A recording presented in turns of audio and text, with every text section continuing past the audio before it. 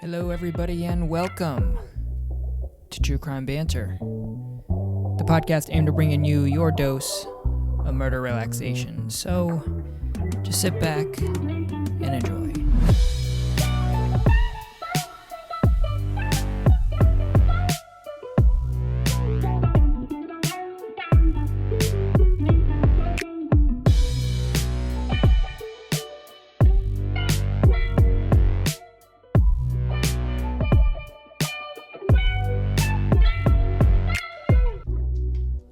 Hello, everybody, and welcome to another episode of the True Crime Banter podcast. We've got Tito here joining us today and every day.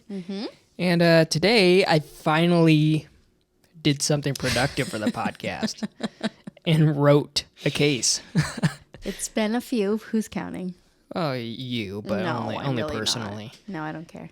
But yeah, so I hope you guys enjoy this one. I think we're just going to hop right into it. Yeah, for this being local-ish for us, I've actually never heard of it before. Yeah, in fact, when I Which is weird. told you I was going to cover this case, you were like, oh, that one? I was like, no, it's a different one. Because there's like two very similar cases in the same city that we're going to be talking about today. Yeah, which is disturbing, but not surprising. And yeah, so we're just going to hop right into this. This one takes place in a city like literally like 10, not even 10 minutes away from us. So very local. Here we go.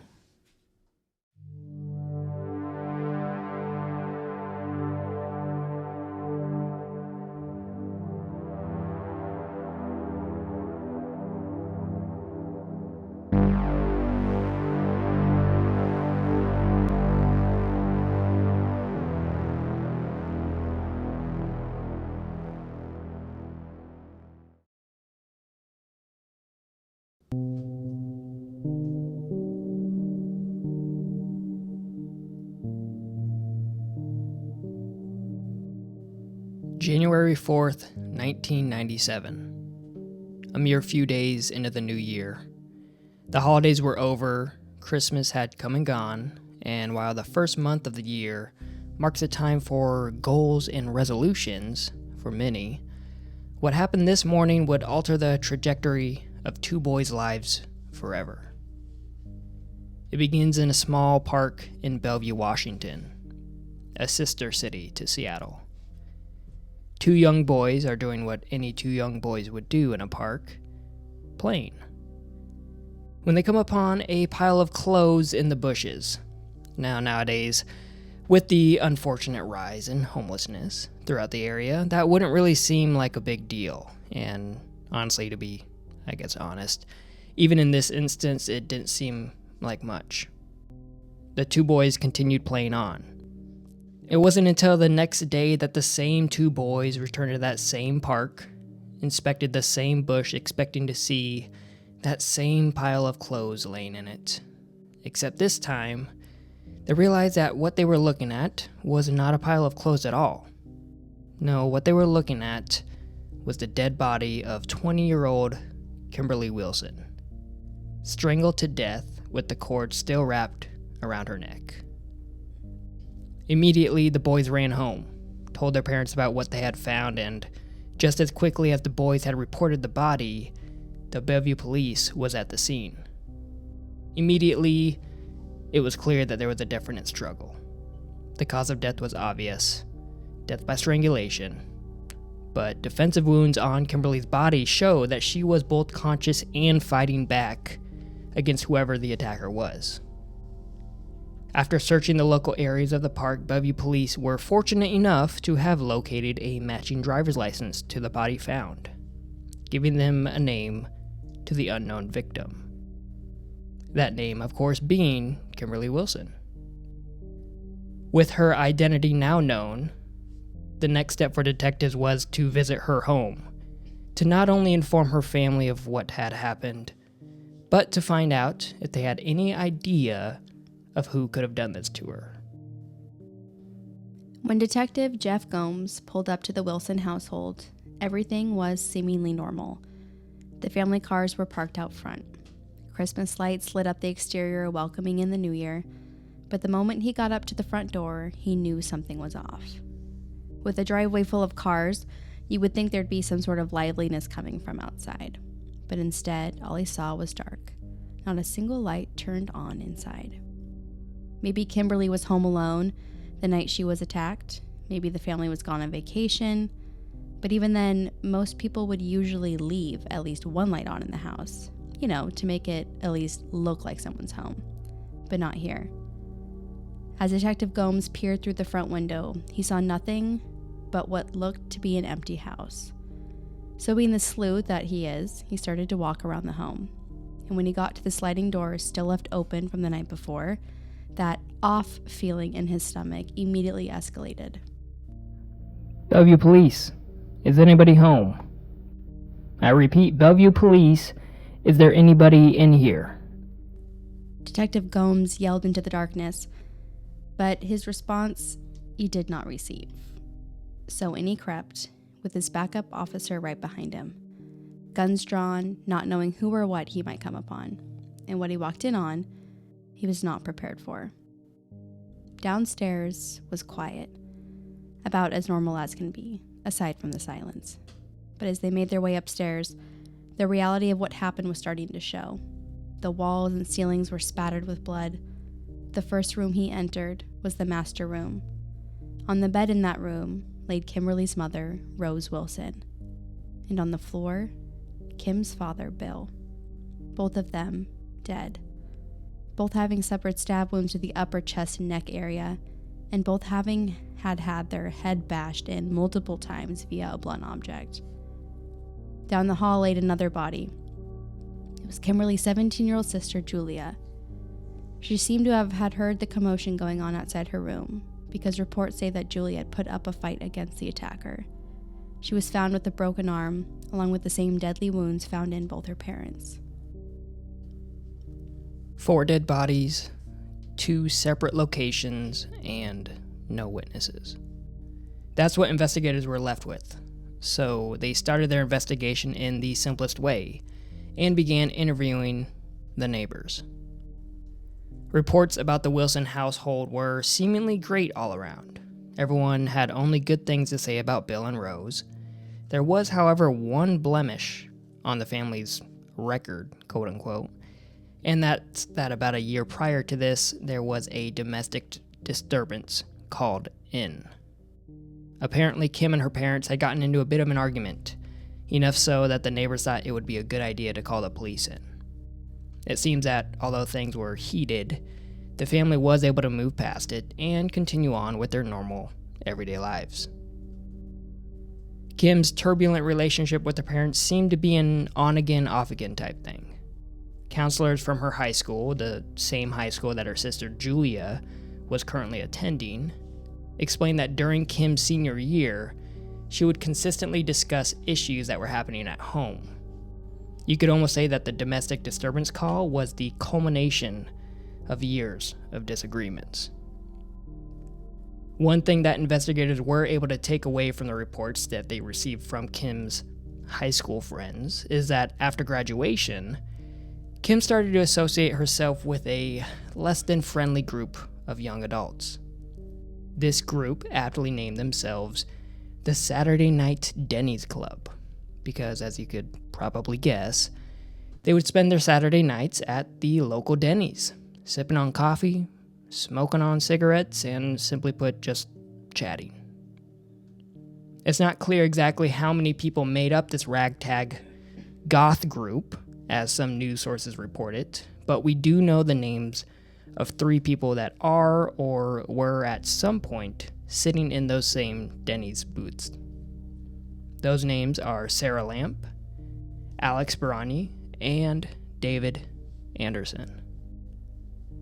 I want to mention that Kimberly Wilson was never part of these Denny's meetups specifically, but she did befriend a number of the people that were in that group, so Kimberly, she wasn't necessarily considered a stranger to the relationship in these, I guess, with these people, but she wasn't particularly part of that Saturday Night Denny's Club. Sarah Lamp was the same age as Kimberly, and the reason we know her name is because she was a key witness in the eventual murder trial of the Wilson family. Detectives questioned Sarah, who had a solid alibi for the night of the murders, but used the information that she had given them to then go and question the other two members named earlier. What Sarah explained to investigators about this Saturday Night Denny's Club is that the basis of this group was described best in one word: rebellion. When this group got together, it was a time for all of them to, for lack of a better term, roleplay different ideas and situations that came through their mind. As described by Sarah and other unidentified members of this group, their late-night discussions would center around ideas of crime and sex. A good example would be something like discussing weird fantasies about breaking into schools and having sex in the different classrooms. That's not an exact report of what they discussed, but I think that's a good summary of how those conversations would go. However, there was always one topic that would consistently be brought up in just about every week, and this topic is much more sinister than a simple break and enter. And that topic is murder. Sarah explained that this topic was almost always brought up by one of two people, either Alex Brani or David Anderson. She said that at one point, the exact discussion of killing the Wilson family actually did come up, though the idea that any of the group members would ever commit one of the many crimes discussed was never thought to be possible. This information that Sarah shared with detective leads them straight to the next two people in question, and that's Alex and David. Alex Brani and David Anderson consider themselves best friends. Neighbors of Brani said he often referred to them as the Blues Brothers because they were always together wearing long, matching trench coats. The two friends, both 17 years old at this point, would often spend their time playing either D&D or video games together. D&D, for those who don't know, is Dungeons & Dragons, a fantasy role-playing game that, from my understanding, requires a lot of imagination and creativity to play. Thus, you could almost say it fits perfectly into that role-playing discussion that they have every Saturday night. Conveniently for both of them, when asked where they were the night of the murders, the answer was simple. They were playing video games at Alex's house, which, I'll be honest, sounds exactly like what I was doing back in high school. And I'm sure plenty of people my age can also relate. Now, typically, there isn't a big issue with an alibi like that. Yes, it's difficult to corroborate the story when the only two people who are witnesses to it are the ones directly involved, but it's not out of the realm of possibility that playing video games really is what the two of them were doing on the night of January 3rd. However, there was one issue with this story, and that's something that David's girlfriend at the time had told detectives. David's girlfriend, when questioned about what she knew about that fateful night, told detectives that she let David borrow her truck. When asked if David told her what he did with the truck, she said he just sat in a park. And when she looked at the lack of gas that he used that night, it made sense. But knowing that Kimberly Wilson was found dead in a park less than 10 blocks from her house, and now hearing that David's story to his girlfriend on the same night was just sitting in a park, police had reason to believe that he might be one of their guys. And I say their guys because based on the evidence left at the Wilson household, police were able to make out two distinct footprints left in the blood. As mentioned earlier, the police also interviewed the neighbors of Brani, and what they told the police contradicted what Alex and David had told them. One neighbor said they saw the two boys leave in a black pickup truck not long after 10 p.m. that night. That same neighbor said they were up until almost 3 a.m. the next morning, and they never saw the black truck return. To add to that, though, a second separate neighbor said they did see the black truck return, except they saw it return as nearly 4 a.m. that morning, which makes sense why the first neighbor never saw it come back.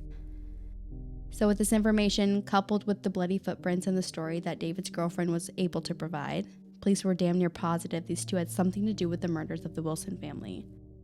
And they had the support they needed as well, since within just a few days, they were able to get written permission to search both boys' households. Upon searching David's house, police were able to locate a pair of boots that David swore he never owned. So when police first spoke to David, they took a photo of his shoe prints to see if they matched the crime scene. They didn't, and David at that time said that's his only pair of shoes that he owned. So what are these? Of course, police found this other pair of boots that David must have conveniently forgotten about. And I say conveniently because guess what? Small liquid substance was found on the boots. It was blood. After DNA testing, this blood was proved to be that of both Bill and Julia Wilson. You might be thinking, well, there it is. The most obvious proof that David and Alex were the ones who did it. Boots, blood, makes sense to me. And I'd agree. Except it gets worse. For David and Alex, that is. Because upon searching Alex Barani's home, police found a number of items, including a telephone, a CD player, and a VCR, all stolen from the Wilson household. And to make it more obvious, Bill Wilson's blood was also found on a couple of these items. So here we are. All the evidence in the world showing the two boys had at some point been inside the Wilson household. Eyewitness testimony from neighbors stating the boys left the home late in the night, not to return till extremely early the next morning. Stories from friends and acquaintances stating that both David and Alex had discussed weekly the idea of murdering someone, including Kimberly specifically at times. And so there was nothing left to do but to charge them with murder. But as we all know, the last thing prosecutors want to do is charge someone without having all their ducks in a row. And in this situation, I think it's safe for one to assume that they did, especially after having searched the two boys' homes. But the beauty of an assumption like that is not only do people like us on the outside have that thought, but so did someone else. That someone being Alex Barani himself.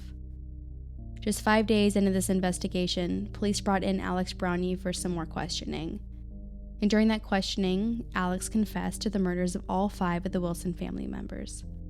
He explained to investigators that he had been planning to murder someone for well over a year now. He felt like he was in a rut and in a bit of a decline when it came to his personal character. And apparently this murder was supposed to get him out of that rut. I'm not sure. What he went on to describe is that he and an unnamed accomplice, convenient, lured Kimberly to the park that night with the sole intent of killing her. Alex said that once Kimberly got to the park, she was talking to his accomplice. And while she was doing that, he came up behind her and started strangling her, with his unnamed accomplice beating her at the same time. Afterwards, Alex goes on to tell he realized that Kimberly might have told her family where she was that night when she met up with him, and they were going to be wondering where she was when she didn't return that night.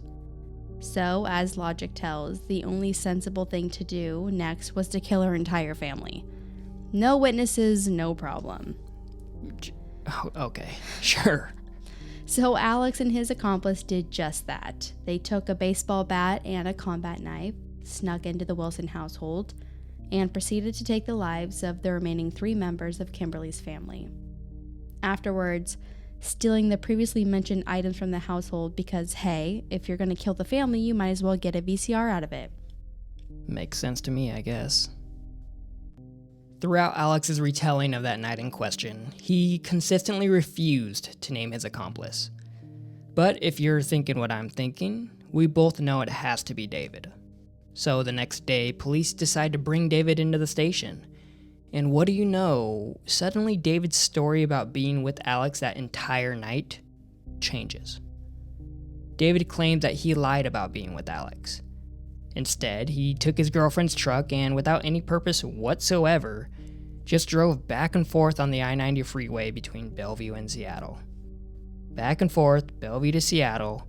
No reason whatsoever but to just kill some time. Detectives knew this simply wasn't true. Time was not what David intended on killing that night. Although David refused the idea that he was ever with Alex that night, and Alex refused the idea that he would ever give up the name of his accomplice, prosecutors did exactly what you're all waiting to hear them do, and that's charge both of these 17-year-old boys with 4 counts of first-degree murder. and even more rightly so, charged them both as adults. Alex Bronny's trial happened first. His was fairly straightforward, as he was the one who actually confessed to the killings. He was sentenced to life in prison without the possibility of parole. A week later, David Anderson's trial began. This one was a bit more difficult because with David, there was no confession. The entire trial relied solely on the evidence, and this evidence, of course, had to prove that David was the accomplice in Alex's confession. For whatever reason, the jury was hung with one juror holding out on convicting David Anderson. Nearly a year to the day later, prosecutors would then have to retry David again for his role in the Wilson family murders. This time, a unanimous guilty verdict being reached in less than 6 hours. He was also sentenced to life in prison without the possibility of parole. One of the interesting factors in this case is that there's always been this idea thrown out there that the two boys wanted to commit these murders before their 18th birthday. Reason being that if they were both underage, they wouldn't be tried as adults. Obviously, they were wrong about that, and they were both clearly tried and convicted as adults. The interesting thing, though, is that back in 2012, the federal government prohibited life sentences for juveniles, stating that they still have a chance for a meaningful life outside of prison. The current max sentence available for a juvenile is 45 years. And just last year, February of 2022, 45 years is exactly what prosecutors fought for after David petitioned for resentencing. After 2 days of hearings, a King County Superior Court judge settled on a minimum of 33 years for David Anderson, meaning that David could be eligible for parole come 2030. Alex Bronny, who also has the option to file a petition for a new sentence, has yet to do so.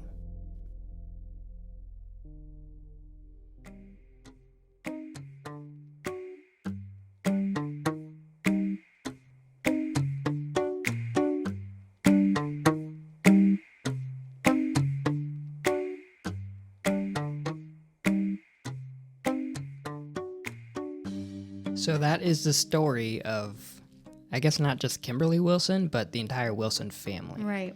I know one of the ways that this is referred to is the 1997 Bellevue Massacre or Bellevue Murders. Mm-hmm. Again, because I think in 94 there was another set of murders that we'll probably cover at some point. There's a few different Bellevue cases that I know of. But the one in 94 was very similar to this, where it's two people associated with the third. Anyways. Okay. So that's the story, or I guess the case, the situation with the Wilson family. I like the fact that they thought they wouldn't get tried as adults. I know. Go ahead. No, continue. I was just gonna say that from my small amount of looking into this case, I'm like, we've had this a few times where that will get brought up and it kind of instantly is like, oh, because you're young. Like, I don't want to say that's like the basis of everything, but there's that kind of thinking process is very much like you're still a child. Like, no wonder you're talking about that. Like oh man, what if her family probably knows she was with us, so we should. Well, or you're thinking that they're gonna get away with. So it's the combination, right? That like you think that you need to take all these measures, and it's so dramatic and so unnecessary, right. And so not thought out, and there's no logic in it. It's almost like overly logic that they think they're being overly logical, and it's actually the opposite. Like, yeah, because I think one of them was like a month or like 2 months before they turned 18 years old. So like you're saying, as long as we get it before we turn 18, the logic means that we can't. Right, but it's probably one of them. It's what it sounds like and what it comes off like is like when you're talking to someone, like I have a younger brother and he's a fucking idiot. Like, I mean, like, love you so much. But especially in his younger days, I mean, he's only 22, but I'm thinking like 18, 19, 20, those years, the stuff that would come out of his fucking mouth was just like, Yeah. did you even look that up? Did you just hear it from like Yeah, you're just somebody at a saying bus it. stop? Or where'd you Watch get that from? A single Joe Rogan episode. Yeah, honestly. I mean, that comes off like there's no fact checking. Yeah. It sounds like something a kid would do, a 17-year-old would do. They would think, oh, I think I heard that on like a Dateline thing one time. It's probably right. And they haven't checked in on it or anything, or like that the laws are different in your state or something. I don't know. Yeah. I don't know. I mean, thank God they're all fucking stupid. I mean, Right. that's how they get caught and shit. Yeah, and I thought it was interesting. I guess I wouldn't even say interesting, but like Alex, the one that confessed to it, is also the same one that isn't petitioning to get resentenced. There can be so many different things and why somebody would do that. Yeah, I mean, it could be obviously how you process the fact of, or how everything went down. Mm-hmm. You know, maybe he actually feels guilt for it and thinks he does deserve a life in prison for taking the lives of 4 people. Maybe his lawyer's like, dude, you confess to it, like, you're not gonna get. Or he's afraid that it really won't go well, and that's a lot of work to go through something that is like you're either gonna end up in the same spot. Yeah, put everybody through it again, I guess. Yeah, I mean, I think I first heard this one probably like 5 or 6 years ago, I want to say. Wow. Yeah, I never heard it. I love how the night after Alex confesses, all of a sudden David's like, listen, I actually wasn't with him. I know I've been saying it every time you talk to me, but now I just kind of wanted to drive back and forth to, I don't know, just super normal. So dumb. Like you said, it's like children. No, yeah, and we already know they are, but it's. Yeah, I mean, if you could look back on so many non-murderous things that we did when we were kids, you'd be like, yeah, you're a fucking idiot. Yeah, it kind of, This just so happened to be public. I think you can kind of see why there is a, I don't want to say conflict or disagreement, but how you approach underage, like juveniles in crimes like this, because a ton of what they did and said is like very juvenile. You're like, you're definitely a child. They're not developed, and there's a difference between a child's undeveloped brain and an adult's developed, impaired or damaged brain, I guess, or completely sane brain. Like, you can't really compare the two. You have an undeveloped brain to begin with, but then also look at them individually. Are they also abused? And also, were they more damage to their brain? Did they have a mental illness, or were they on some kind of medication they weren't supposed to be on? Or there's so many different things. Yeah, and then it makes sense. Yeah. Why there is, I guess, limitations to some, juvenile sentences. This isn't the first case I think that we've even covered where an underage suspect who was convicted then was resentenced based on like laws changing in the time that they're in prison. I've even heard of some states, probably Florida, but of children being convicted of adult or being charged with as adults. Yeah. We're gonna like 13 years old. You're right. I mean, Gosh, but was it's one with like a taxi driver or something. I don't know, but it's all because people thought that the crime was so messed up that they somehow wanted, like, they deserve to be put away forever. Not just like, oh, it's a kid and they must be that fucked up. It's like, oh, it's a kid and this crime is super bad, so they need to be put away forever. Versus like, oh, let's just see what's wrong with him. I'm not saying let him out. No, but get him some different charging help. him as a fucking that's adult like in shit? this situation, first degree murder. Pretty much pre-planning all your crimes, I suppose. How do you say that a 6-year-old or like a 12-year-old was like, "Yep, I'm gonna kill this entire family," or kill what? Yeah, you can't charge them and give them life. Yeah, especially when it's like if there is time for rehabilitation, especially when you're that young. I think you probably could.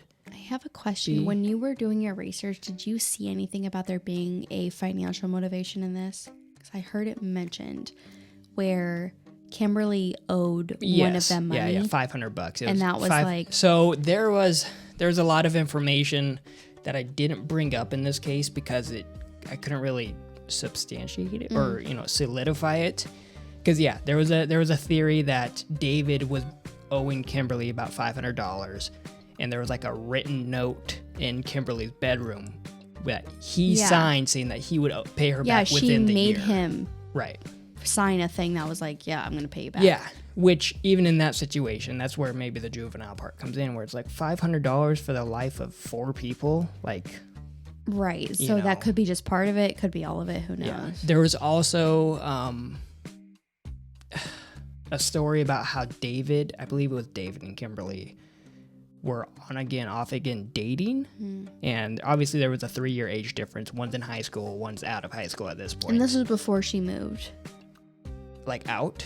Well, she moved to California for AmeriCorps or something, right? Right, yeah. But it was very much like, in my head, like high school dating. Where, you're not really fully dating. But then there was a situation where Kimberly was thought to maybe be bisexual or also into girls. And so there's a lot of like random information. Yeah, exactly. And that's why I didn't really like put it into the case, because also her being bisexual has nothing to do with this at all, right? No, so but they were saying that maybe that he felt ashamed, like, it was his fault that she was gay or into girls now. Whatever, right. Like you're in high school, so people say dumb things. Yeah. So there was a few different theories that kept getting thrown around. Because wasn't she here on like a vacation or a holiday or something? I think just returning, because she did go down to California for, is it AmeriCorps. It wasn't Job Corps. It was AmeriCorps, Yeah, and I'm trying to think of there was one other theory that was out there that I'm just like, that too much. The podcast that I was listening to that covered this case, I only got like maybe 3/4 of the way through it, said that she had run into one of them at Factoria Mall when she was up here. And I was listening to that on the day that I was at Victoria Mall, and it was so weird. I know it's gonna mean nothing. It was just so like, what are the chances that I was at the same mall? Listening to a case that I don't know.